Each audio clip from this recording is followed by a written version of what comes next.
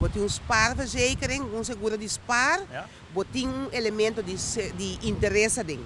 Então, o interesse é também tem que pagar belasting riba je. É companhia de seguro não paga belasting riba je. E tem uma diferença entre... Tem uma diferença. Passou, então me dá um exemplo para mais fácil. Para banco, na banco, se você sai na banco, você tem interesse, por exemplo, de 100 florin.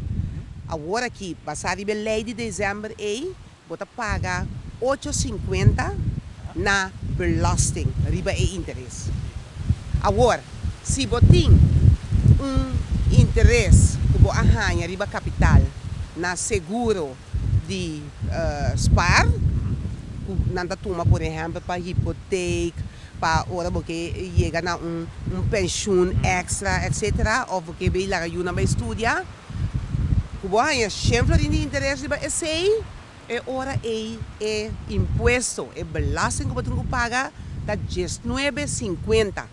Que vem de 19 florin com 50 cent.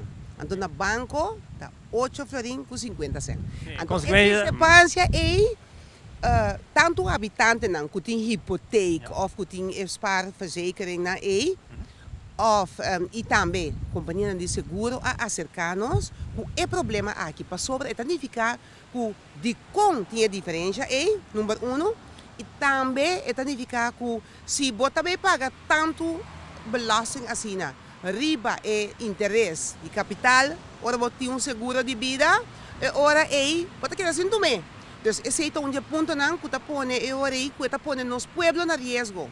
Você paga mais tanto e você também com ele, não vai comprar esse tipo de seguro e mais. Não vai spar como? Não vai spar como, mas esse tem outro risco com ele também, naturalmente. Mas esse também é muito difícil agora que nós vamos explicar. Mas tem consequências? Ponto tá que tem consequência para o povo de Kosovo. Então, consequência, não tão consequência positiva, e você ser como representante do povo, no momento que você toma nota de algo assim aqui de mês, você tem que dar atenção e trazer adiante se a ministra, e esse nós fazemos caso aqui também, nós mandamos carta para a ministra Jardim para explicar o que está passando, para que tem diferença e que por direita essa aqui tem uma lei de reparação. Então, esse é concretamente o que nós mandamos pedir agora aqui.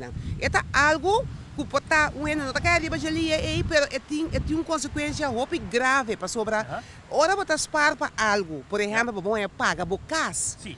Caso de biba dentro, é algo fundamental.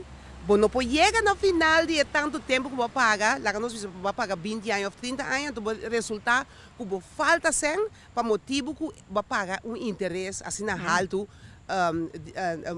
vai pagar belasting assim alto de interesse. Então, esse não pode, então, por motivo nós fazemos a pergunta aqui.